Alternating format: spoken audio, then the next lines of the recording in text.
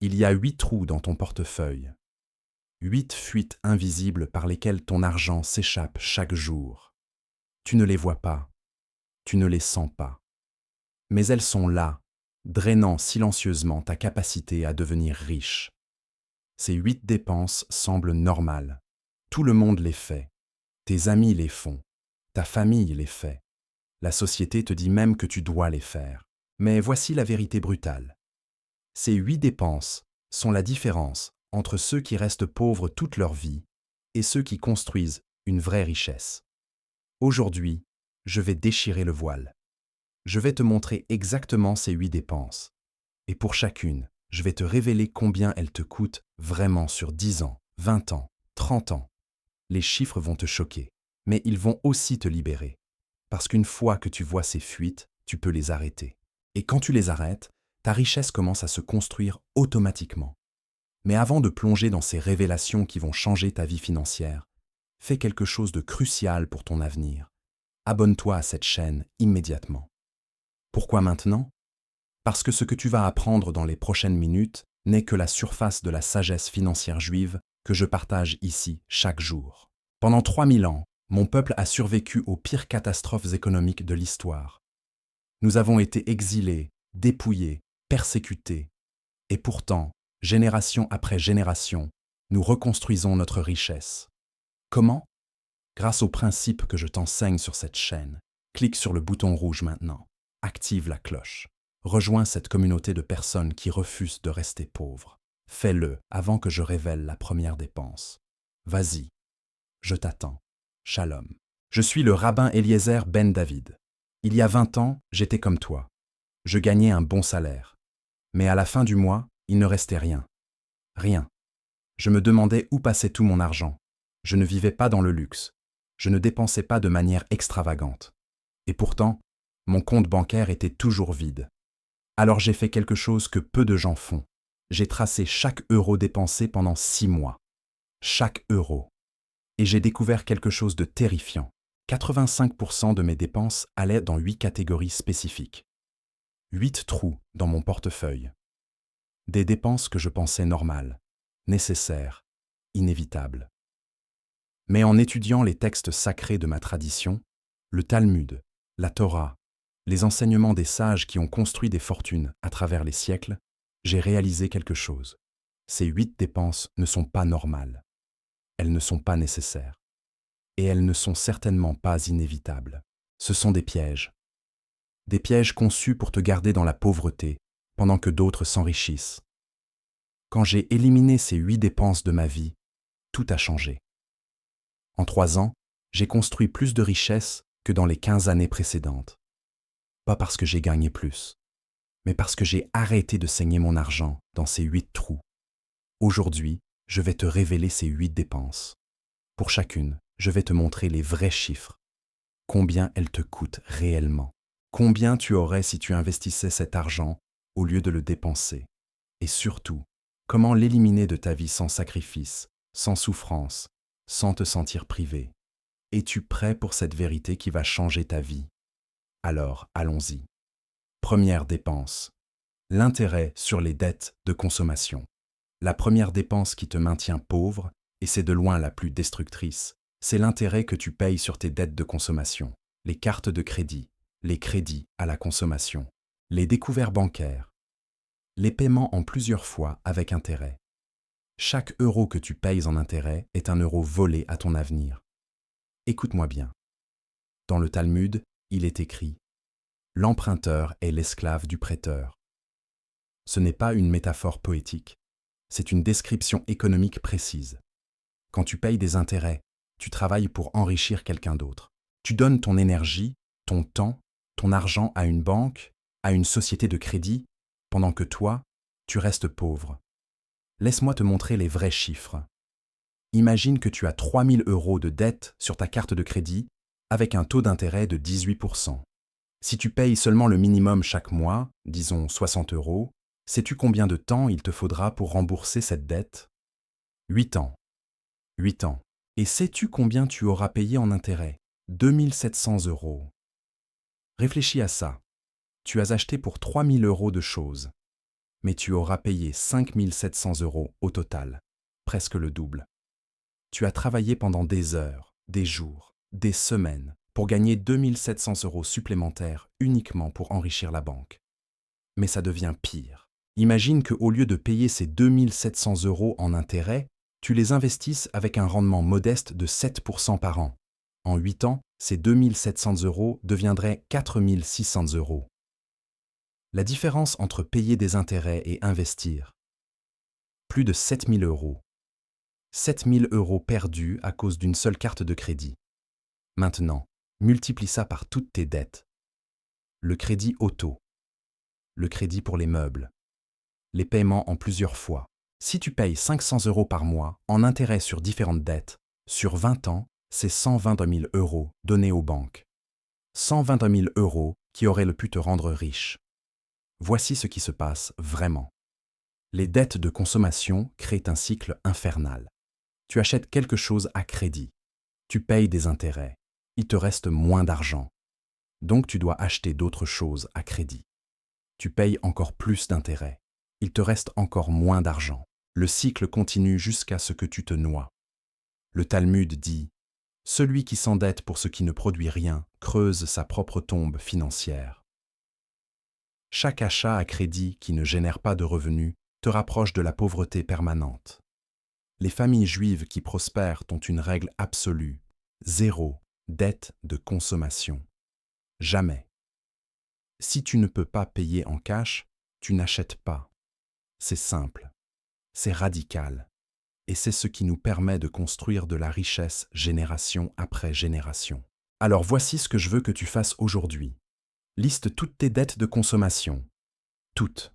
Calcule combien tu payes en intérêt chaque mois et prends une décision. Ce mois-ci est le dernier mois où tu acceptes d'être l'esclave de tes créanciers. Crée un plan d'attaque. Commence par la plus petite dette.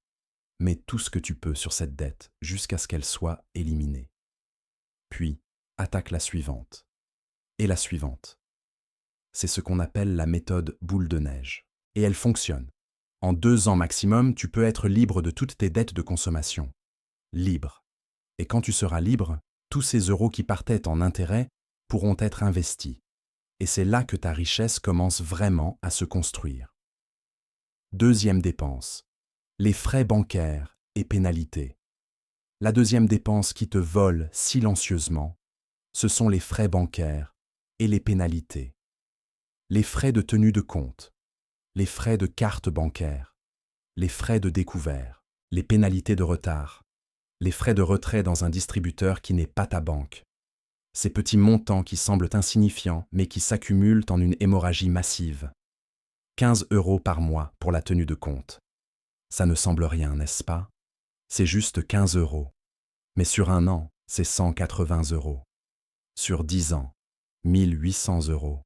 Sur 30 ans, 5 400 €. 5 400 € payés à ta banque pour qu'elle garde ton argent. C'est de la folie. Mais attendons, ajoutons les autres frais. 50 € par an pour ta carte bancaire. 30 € de frais de découvert parce que tu es passé dans le rouge pendant 3 jours. 20 € de pénalité parce qu'un prélèvement a été rejeté. 15 € parce que tu as retiré de l'argent dans un distributeur d'une autre banque en vacances. Tout ça s'accumule facilement à 300, 400, 500 € par an.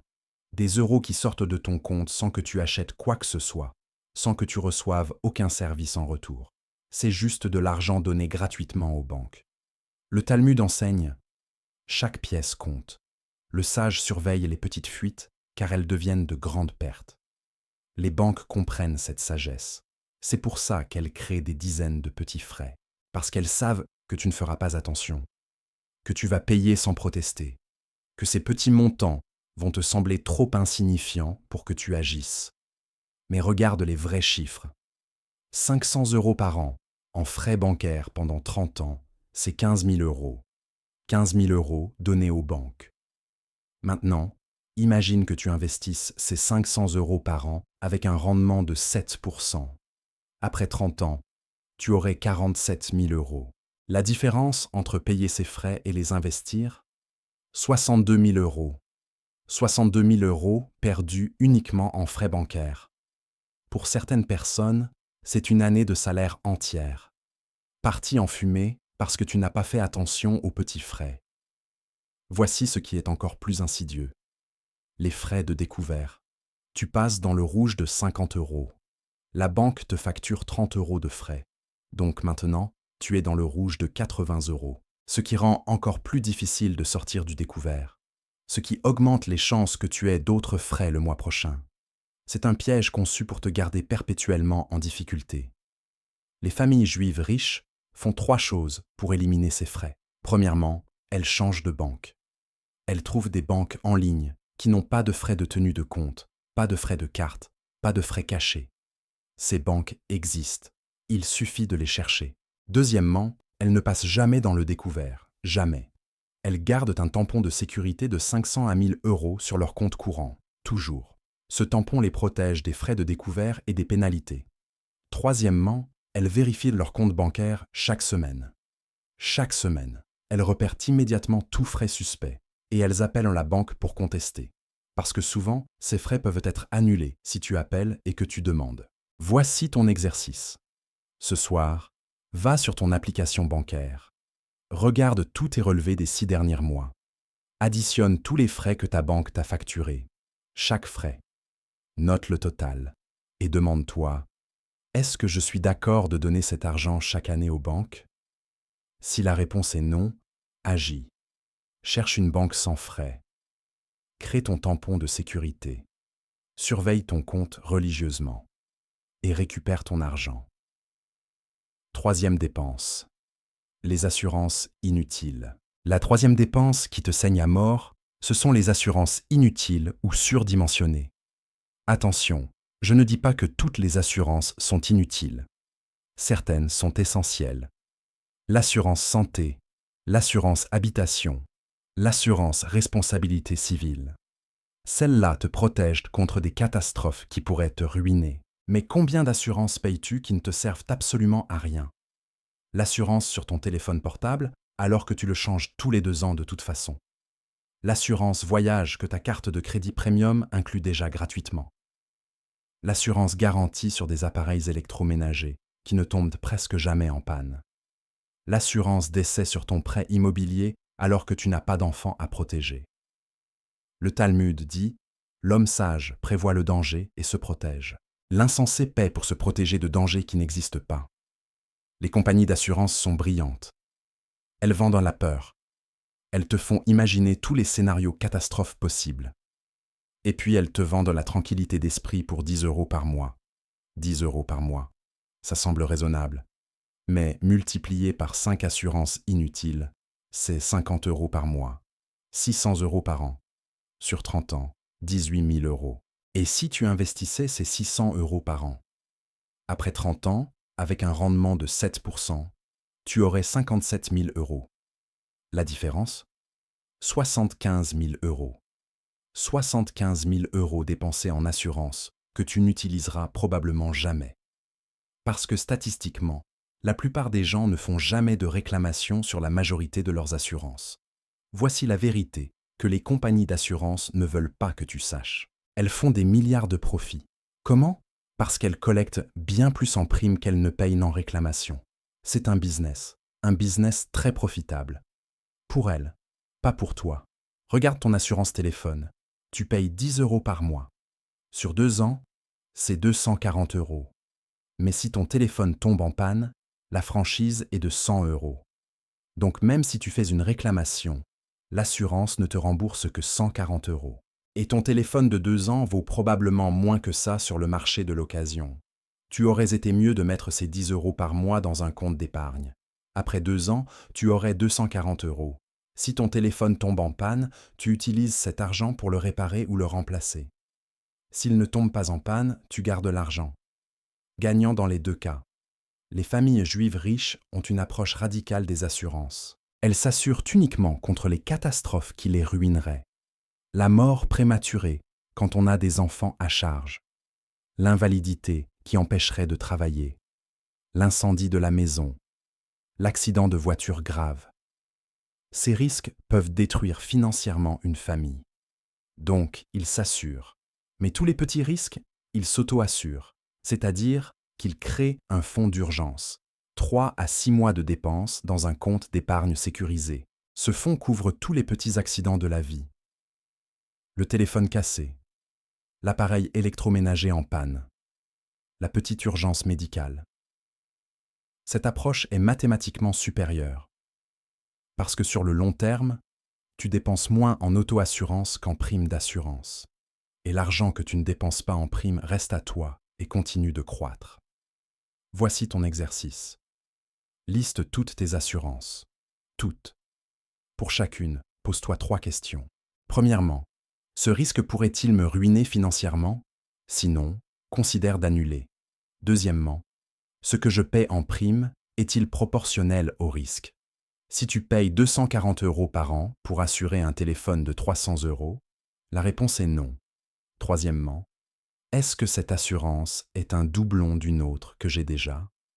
Annule impitoyablement toute assurance qui ne passe pas ces 3 tests. Et utilise l'argent économisé pour construire ton fonds d'urgence. Quand tu auras 6 mois de dépenses en sécurité, tu te sentiras plus protégé qu'avec n'importe quelle assurance. Quatrième dépense, les services par abonnement non utilisés. La quatrième dépense qui draine ton compte bancaire silencieusement, ce sont les services par abonnement que tu n'utilises pas ou peu. Netflix, Disney+, Spotify Premium, Amazon Prime, la salle de sport, le stockage cloud, les applications premium, les box beauté, les magazines numériques. La liste est interminable. Chaque service pris individuellement semble bon marché. 10 € ici, 15 € là. Mais ils s'accumulent. Et le pire, c'est que tu les oublies. Ils partent automatiquement de ton compte chaque mois. Tu ne les vois même pas sortir. Jusqu'au jour où tu vérifies vraiment ton relevé. Et tu réalises que tu payes pour 10 services dont tu utilises peut-être 2. Le Talmud enseigne: le gaspillage est le chemin le plus rapide vers la pauvreté. Et les abonnements non utilisés sont du gaspillage pur. Tu payes pour quelque chose que tu ne consommes pas. C'est comme acheter de la nourriture et la jeter directement à la poubelle. Sauf que tu le fais tous les mois, automatiquement. Faisons un calcul réaliste. Tu as Netflix 15 €, Spotify 10 €, une salle de sport que tu n'utilises jamais 30 €, Amazon Prime 7 €, un stockage cloud dont tu utilises 10% de la capacité 5 €, une application de méditation que tu as ouverte 3 fois en 6 mois 8 €. Total, 75 € par mois, 900 € par an. Sur 10 ans, c'est 9 000 €. Sur 20 ans, 18 000 €. Sur 30 ans, 27 000 €.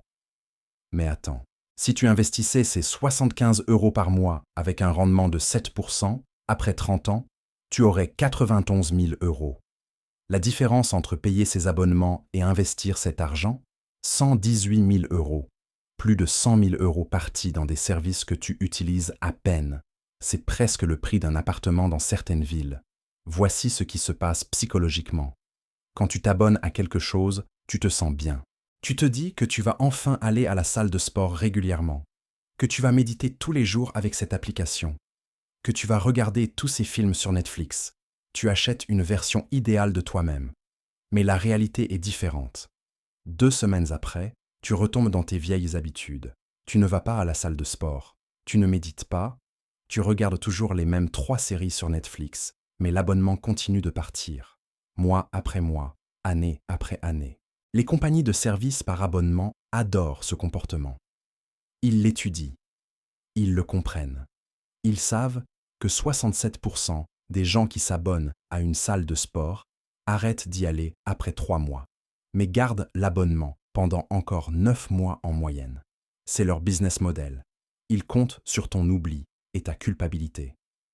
Les familles juives qui construisent de la richesse ont une règle stricte. Chaque abonnement doit être justifié tous les 3 mois. Tous les 3 mois, ils passent en revue tous leurs abonnements. Et ils posent une question simple. Ai-je utilisé ce service au moins une fois par semaine ces 3 derniers mois? Si la réponse est non, ils annulent. Immédiatement. Pas de « je vais peut-être l'utiliser plus le mois prochain ». Pas de « mais c'est une bonne affaire ». Si tu ne l'utilises pas, tu ne le payes pas. Point final. Mais il y a quelque chose de plus profond. Chaque abonnement que tu gardes sans l'utiliser est un rappel de ton échec à tenir tes engagements envers toi-même. Tu t'es dit que tu irais à la salle de sport. Tu n'y vas pas. Tu te sens coupable. Cette culpabilité mine ta confiance en toi. Et quand ta confiance en toi est minée, tu prends de mauvaises décisions financières. Voici ton exercice urgent. Maintenant. Pas demain. Maintenant. Prends ton téléphone. Va dans les paramètres. Regarde tous tes abonnements actifs. Fais une liste. Pour chacun, demande-toi: l'ai-je utilisé cette semaine? Sinon, l'ai-je utilisé ce mois-ci? Sinon encore, annule immédiatement. Ne te dis pas que tu vas l'annuler plus tard.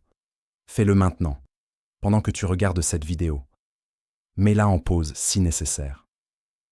Annule tous les abonnements que tu n'utilises pas activement au moins une fois par semaine. Je vais attendre. C'est fait? Bien. Maintenant, calcule combien tu viens d'économiser par mois. Mettons que c'est 50 €. 50 € par mois que tu viens de récupérer. Crée immédiatement un virement automatique de ces 50 € vers un compte d'investissement. Automatique.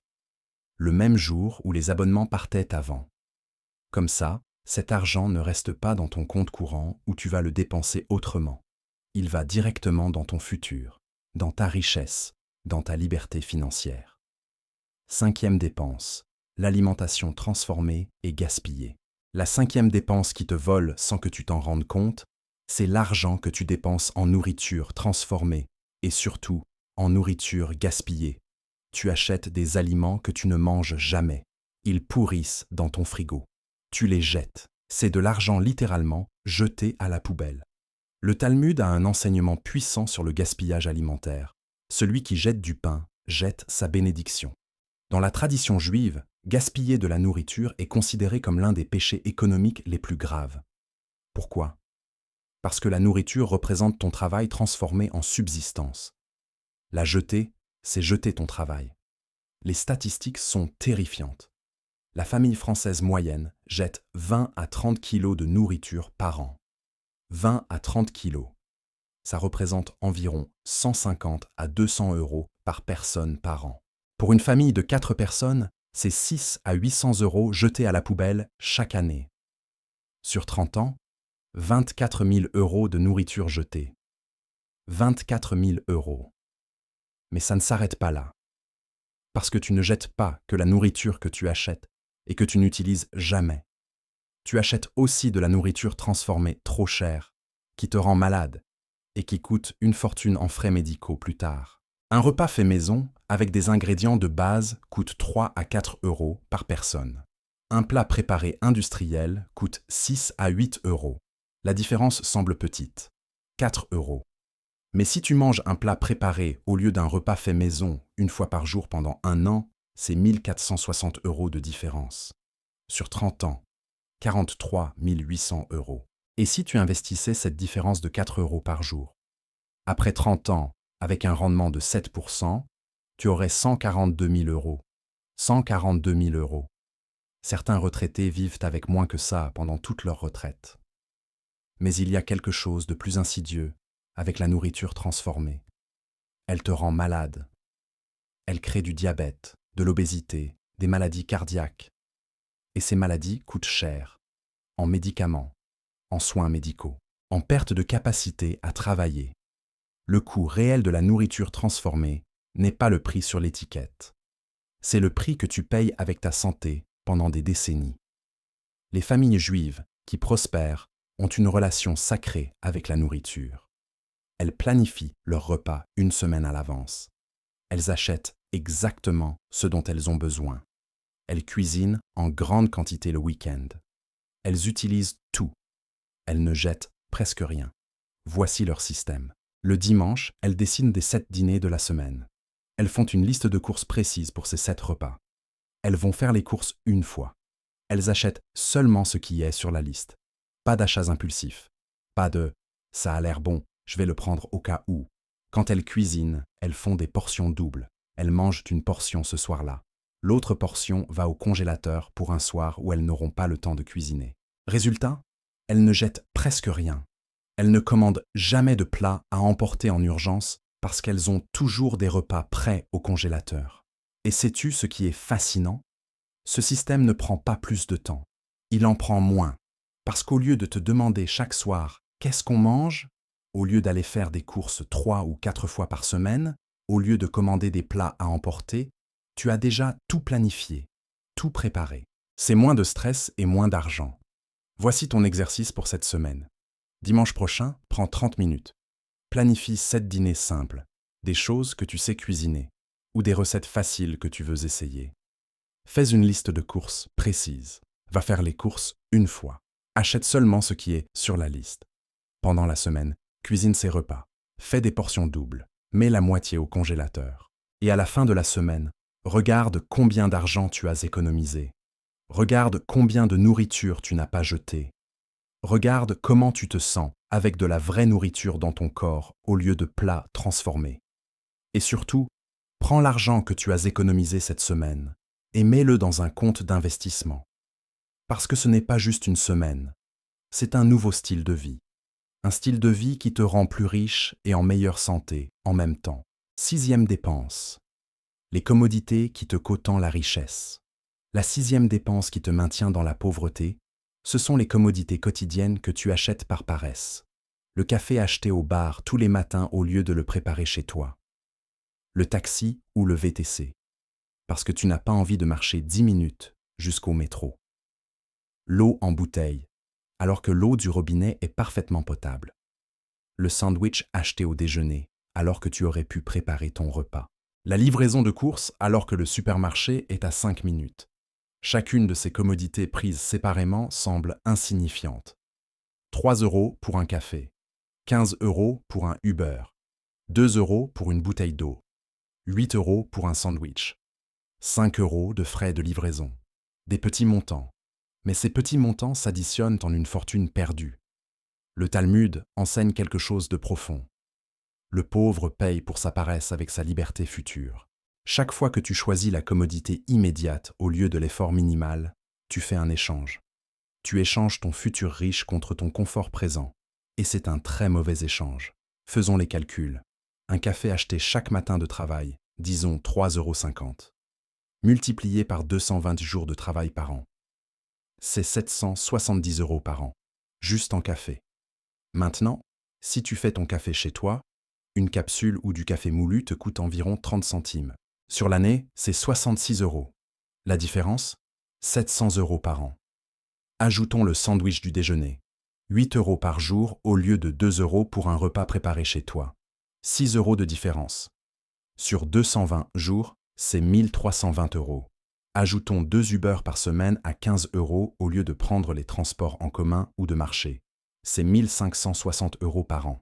Total de ces 3 commodités seules, 3580 € par an.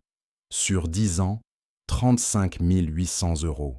Sur 30 ans, 107 400 €. Et si tu investissais ces 3580 € par an avec un rendement de 7%, après 30 ans, tu aurais 340 000 €. 340 000 €. Juste avec le café, le sandwich et les taxis. 3 commodités. 340 000 €. C'est de la folie quand tu y réfléchis. Tu travailles des années entières pour gagner cet argent. Et tu le donnes goutte à goutte pour éviter quelques minutes d'effort. Mais il y a quelque chose de plus profond. Ces commodités créent une mentalité dangereuse. La mentalité de quelqu'un qui mérite d'être servi, qui mérite de ne pas faire d'efforts, qui est au-dessus des petites tâches. Cette mentalité est un poison pour la richesse. Les personnes qui construisent de vraies fortunes ne pensent pas comme ça. Elles comprennent que chaque euro compte. Elles comprennent que la richesse se construit dans les petites décisions quotidiennes, pas dans les grands coups. Elles font leur café. Elles préparent leur déjeuner. Elles marchent quand c'est possible. Dans ma famille et dans beaucoup de familles juives prospères, il y a une expression. Les petites fuites coulent les grands navires. Un navire ne coule pas à cause d'une brèche énorme. Il coule à cause de 1000 petites fuites que personne ne prend la peine de réparer. Ton portefeuille est ce navire, et ses commodités sont les fuites. Voici ce que je veux que tu comprennes. Je ne te dis pas de vivre comme un moine. Je ne te dis pas de te priver de tout plaisir. Je te dis de faire un choix conscient, de décider où va ton argent au lieu de le laisser fuir par habitude et par paresse. Tu veux un bon café le matin? Achète une cafetière de qualité. Investis 50 € une fois. Et pendant les 10 prochaines années, tu économiseras 7 000 €. C'est un retour sur investissement de 14 000 %. Aucun placement financier ne te donne ça. Tu veux manger quelque chose de bon au déjeuner? Passe 30 minutes le dimanche à préparer tes repas de la semaine. Mets-les dans des contenants. Apporte-les au travail. Tu mangeras mieux. Tu économiseras plus de 1 000 € par an. Et tu contrôleras ce qui entre dans ton corps. Voici ton exercice. Cette semaine, note chaque commodité que tu achètes. Chaque café. Chaque taxi. Chaque sandwich. Chaque livraison. Chaque bouteille d'eau. Note le montant et le nombre de fois. À la fin de la semaine, calcule le total.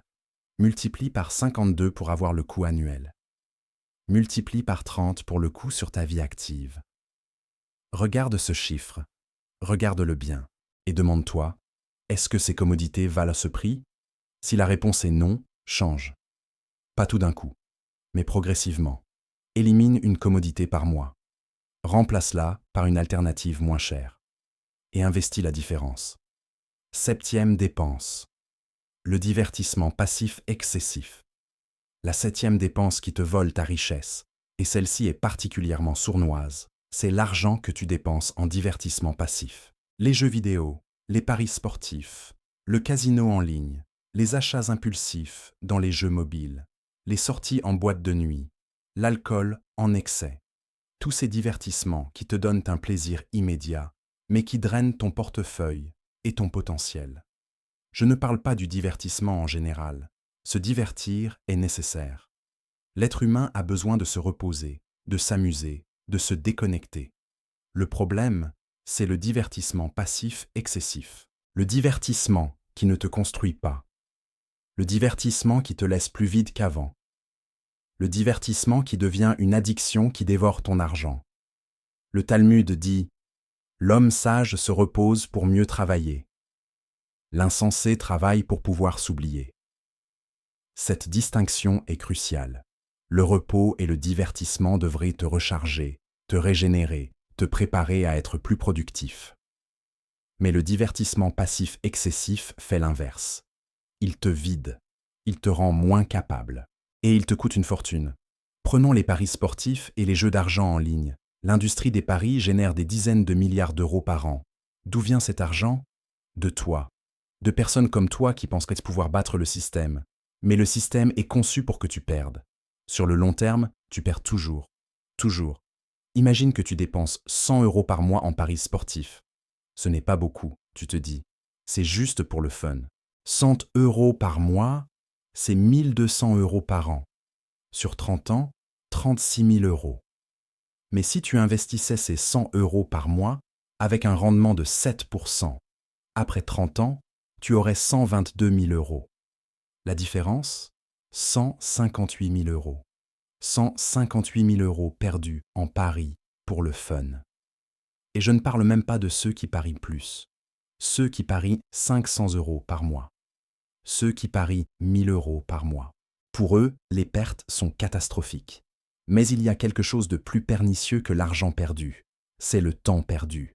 Chaque heure que tu passes à regarder un match sur lequel tu as parié, chaque heure passée sur un jeu mobile, chaque heure passée en boîte de nuit ivre, c'est une heure que tu ne passes pas à construire quelque chose, à apprendre, à développer une compétence, à créer une source de revenus. Le Talmud enseigne. Le temps est la seule vraie monnaie. L'argent peut se récupérer, le temps jamais. Quand tu dépenses ton temps en divertissement passif, tu ne perds pas que l'argent que ça coûte. Tu perds aussi l'opportunité de ce que tu aurais pu créer avec ce temps. Calcule ça. Tu passes 20 heures par semaine en divertissement passif. Jeux vidéo, réseaux sociaux, paris, séries, sorties. 20 heures. Si tu investissais seulement 5 de ces heures par semaine dans une activité qui génère des revenus ou qui développe une compétence, qu'est-ce que tu pourrais construire? 5 heures par semaine, c'est 260 heures par an. En 260 heures, tu peux apprendre les bases d'un nouveau métier. Tu peux lancer un business secondaire. Tu peux développer une compétence qui double ta valeur sur le marché du travail. tu peux créer quelque chose qui te rapporte de l'argent pendant des années. Les familles juives qui prospèrent ont une vision spécifique du divertissement. Le divertissement devrait être intentionnel, limité et régénérateur. Intentionnel signifie que tu choisis consciemment comment tu te divertis. Limité signifie que tu fixes des bornes claires. Régénérateur signifie que tu en sors plus énergisé, pas moins. Voici leur approche. Ils fixent un budget divertissement strict, disons 5% de leurs revenus, pas plus. Et ils choisissent des divertissements qui construisent au lieu de détruire, des repas avec des amis qui enrichissent leurs relations, des livres qui développent leur esprit, des activités physiques qui renforcent leur corps, des voyages qui élargissent leur vision du monde. Voici ton exercice. Calcule combien tu dépenses par mois en divertissement passif. Inclus tout. Les abonnements de streaming que tu utilises pour t'anesthésier, les jeux, les paris, l'alcool, les sorties où tu ne te souviens de rien le lendemain. Sois honnête. Maintenant, fixe-toi une limite. 5% de tes revenus pour le divertissement total. Si tu gagnes 2000 € par mois, c'est 100 € de budget divertissement. Et décide consciemment comment tu veux utiliser ces 100 €. Sur des choses qui te construisent ou sur des choses qui te détruisent. Et toute l'économie que tu fais par rapport à tes dépenses actuelles, investis-la, automatiquement, chaque mois. Parce que le meilleur divertissement à long terme, c'est la liberté financière. Et elle ne s'achète pas avec des paris sportifs. 8e dépense. Essayer d'impressionner les autres. La 8e et dernière dépense qui te maintient pauvre, et c'est peut-être la plus destructrice de toutes, c'est l'argent que tu dépenses pour impressionner des gens qui ne pensent même pas à toi. La voiture trop chère pour paraître riche. Les vêtements de marque pour être respecté. Le restaurant cher pour montrer que tu as réussi. Le dernier iPhone pour ne pas avoir l'air pauvre. L'appartement dans le quartier chic que tu ne peux pas vraiment te permettre. Écoute-moi bien, cette dépense est un cancer financier. Elle ronge ta richesse de l'intérieur, parce qu'elle n'a pas de limite. Plus tu gagnes, plus tu veux impressionner. Plus tu veux impressionner, plus tu dépenses. Et peu importe combien tu gagnes, tu restes pauvre, parce que ton niveau de vie augmente toujours plus vite que tes revenus. Le Talmud a une phrase qui résume tout. Celui qui vit pour le regard des autres meurt avec le portefeuille des autres, vide. C'est brutal, mais c'est vrai. Quand tu dépenses pour impressionner, tu ne dépenses pas pour toi. Tu dépenses pour une image, une illusion, une façade. Et pendant que tu construis cette façade, tu détruis tes fondations financières. Voici la vérité que personne ne veut entendre. Les gens que tu essaies d'impressionner ne font pas attention à toi. Ils sont trop occupés à essayer d'impressionner d'autres gens. Tu achètes une BMW pour impressionner tes voisins. Tes voisins ne regardent même pas ta voiture.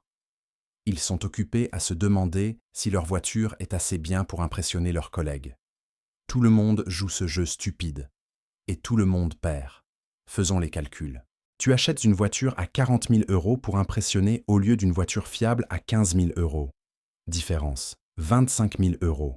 Cette voiture perd 50% de sa valeur en 3 ans. Ta voiture de 40 000 € vaut maintenant 20 000 €. Tu as perdu 20 000 € en 3 ans. Pour impressionner des gens qui ne font même pas attention.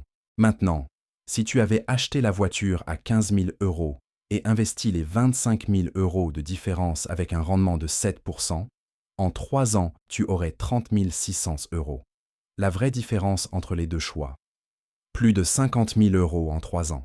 50 000 € pour une voiture que personne ne regarde. Mais c'est pire que ça. Parce que la voiture chère a aussi une assurance plus chère, un entretien plus cher, une consommation d'essence plus élevée, des pneus plus chers. Sur 3 ans, tu ajoutes probablement 5 à 10 000 € de coûts supplémentaires pour impressionner des fantômes. Et ce n'est pas que la voiture, c'est tout. L'appartement dans le quartier chic qui te coûte 500 € de plus par mois que l'appartement équivalent dans un quartier moins prestigieux. 6 000 € par an, 60 000 € sur 10 ans, 200 000 € sur 30 ans si investi. Les vêtements de marque. Le t-shirt à 150 € au lieu du t-shirt de qualité équivalente à 30 €. Les chaussures à 300 €. Le sac à 500 €. L'accumulation de ces achats pour l'image représente facilement 2 à 3 000 euros par an, 60 à 90 000 euros sur 30 ans. Les sorties pour paraître, le champagne à la boîte de nuit, le restaurant étoilé pour poster sur Instagram, les vacances dans l'hôtel de luxe parce que c'est ce que les gens qui réussissent font. Des milliers d'euros chaque année dépensés non pas pour ton plaisir réel, mais pour l'image que tu veux projeter. Additionne tout ça. La voiture trop chère, l'appartement trop cher, les vêtements de marque, les sorties pour l'image. Tu arrives facilement à 20, 30, 50 000 euros par an dépensés pour impressionner les autres. Sur une vie, c'est 1 million d'euros ou plus. 1 million d'euros brûlés sur l'autel de l'ego. Les familles juives qui construisent de vraies fortunes générationnelles ont un secret. Elles sont riches, mais elles ne le montrent pas. Elles conduisent des voitures modestes. Elles vivent dans des maisons confortables, mais pas ostentatoires. Elles s'habillent bien, mais sans logo voyant. Elles ne cherchent pas à impressionner parce qu'elles n'ont rien à prouver. Il y a un proverbe yiddish qui dit « Le vrai riche compte son argent dans sa tête, pas sur son dos ». Ceux qui étalent leur richesse sont généralement ceux qui n'en ont pas vraiment. Ils ont des dettes, des crédits, des paiements. Ils paraissent riches, mais ils sont prisonniers de leurs apparences. Le Talmud enseigne « Cherche le respect de toi-même avant le respect des autres ». Quand tu te respectes vraiment, tu n'as pas besoin de l'approbation extérieure. Tu n'as pas besoin de la BMW pour te sentir quelqu'un. Tu n'as pas besoin du sac de marque pour avoir confiance en toi. Ta valeur vient de l'intérieur, pas de ce que tu possèdes. Voici ton exercice. Regarde tes dépenses du dernier mois. Pour chaque achat significatif, pose-toi cette question honnête. Ai-je acheté ça pour moi ou pour ce que les autres vont penser ? Sois brutal, sois honnête. Identifie toutes les dépenses faites pour impressionner. Calcule leur total mensuel. Multiplie par 12 pour l'année. Multiplie par 30 pour la carrière. Regarde ce chiffre. Regarde-le bien. C'est le prix de ton ego. C'est le prix que tu paies pour que des inconnus pensent peut-être quelque chose de bien de toi pendant 3 secondes avant de t'oublier. Et maintenant, prends une décision. Décide que tu ne vas plus payer ce prix. Décide que ta valeur ne dépend pas de ce que tu possèdes. Décide que tu vas vivre en dessous de tes moyens, pas au-dessus. Décide que tu vas construire une vraie richesse au lieu d'une façade de richesse. La formule de la liberté financière. Tu connais maintenant les 8 trous dans ton portefeuille, les intérêts sur les dettes de consommation, les frais bancaires et pénalités, les assurances inutiles, les abonnements non utilisés, la nourriture transformée et gaspillée, les commodités de la paresse, le divertissement passif excessif et les dépenses pour impressionner les autres. 8 fuites, 8 hémorragies silencieuses qui drainent ta richesse jour après jour, mois après mois, année après année. Additionnées, ces 8 dépenses représentent probablement 30 à 50% de tes revenus. Pour certaines personnes, c'est encore plus. Laisse-moi te donner le calcul final. Si tu élimines ces 8 fuites et que tu économises seulement 1 000 euros par mois, ce qui est conservateur pour beaucoup de gens qui gagnent un salaire moyen, voici ce qui se passe. 1 000 euros par mois, investis avec un rendement de 7% pendant 30 ans, deviennent 1 200 000 euros. 1 200 000 euros. Juste en éliminant ces 8 fuites. Sans gagner plus, sans travailler plus, sans héritage, sans loterie. Juste en arrêtant de saigner ton argent dans ces 8 trous. C'est la différence entre travailler jusqu'à 70 ans, parce que tu n'as pas le choix, et prendre ta retraite à 55 ans avec une fortune. C'est la différence entre transmettre tes dettes à tes enfants et leur transmettre un patrimoine. C'est la différence entre survivre et vivre vraiment. Dans la tradition juive, il y a un concept appelé parnassa, qui signifie subsistance ou moyen de vivre. Mais parnassa ne signifie pas juste gagner de l'argent. Cela signifie utiliser l'argent avec sagesse. Cela signifie que chaque euro a un but. Cela signifie que rien n'est gaspillé. Le Talmud dit « La prospérité n'est pas donnée à celui qui gagne le plus, mais à celui qui perd le moins. » Cette sagesse est le fondement de la richesse juive générationnelle. Nous ne sommes pas plus intelligents que les autres. Nous ne travaillons pas plus dur que les autres. Mais nous faisons attention aux fuites. Nous bouchons les trous. Nous gardons notre argent au lieu de le laisser s'échapper. Voici ce que je veux que tu fasses maintenant. Pas demain, pas la semaine prochaine. Maintenant, prends une feuille de papier. Écris les 8 catégories de dépenses. Et pour chacune, estime combien tu dépenses par mois. Sois honnête. Personne ne va voir cette feuille à part toi. Additionne le total. Regarde ce chiffre. C'est ton potentiel de richesse perdu chaque mois. Maintenant, pour chaque catégorie, écris une action concrète que tu vas prendre cette semaine pour réduire ou éliminer cette fuite. Catégorie 1. Les intérêts. Liste toutes tes dettes et crée un plan de remboursement agressif. Catégorie 2. Les frais bancaires. Trouve une banque sans frais et ouvre un compte. Catégorie 3. Les assurances. Appelle chaque compagnie d'assurance et annule ce qui est inutile. Continue pour chaque catégorie. Et quand tu auras éliminé ces fuites, quand tu auras récupéré cet argent, ne le laisse pas dormir sur ton compte courant. Investis-le. Automatiquement. Chaque mois. Dans un fonds indiciel diversifié. Dans l'immobilier. Dans ton éducation financière. Peu importe où, mais investis-le. Parce que l'argent qui reste sur ton compte courant sera dépensé. C'est une loi de la nature humaine. L'argent disponible trouve toujours une façon de partir. Mais l'argent investi automatiquement travaille pour toi. Il se multiplie. Il construit ta richesse pendant que tu dors. Si cette vidéo t'a ouvert les yeux, partage-la. Partage-la avec quelqu'un qui se plaint toujours de ne pas avoir assez d'argent. Quelqu'un qui travaille dur mais qui n'avance jamais. Quelqu'un qui mérite de connaître ses vérités. Envoie-lui cette vidéo maintenant. Tu pourrais changer sa vie. Et si tu n'es pas encore abonné à cette chaîne, je me demande ce que tu attends. Chaque semaine, je partage les secrets de la sagesse financière juive. Des principes qui ont permis à mon peuple de prospérer pendant 3000 ans. Des stratégies concrètes, pratiques, applicables immédiatement. Clique sur le bouton rouge. Active la cloche. Rejoins cette communauté de personnes qui prennent leur avenir financier en main. Que l'Éternel bénisse tes efforts. Que chaque euro que tu économises se multiplie.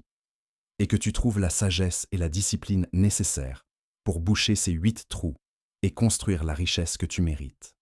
Shalom et à très bientôt.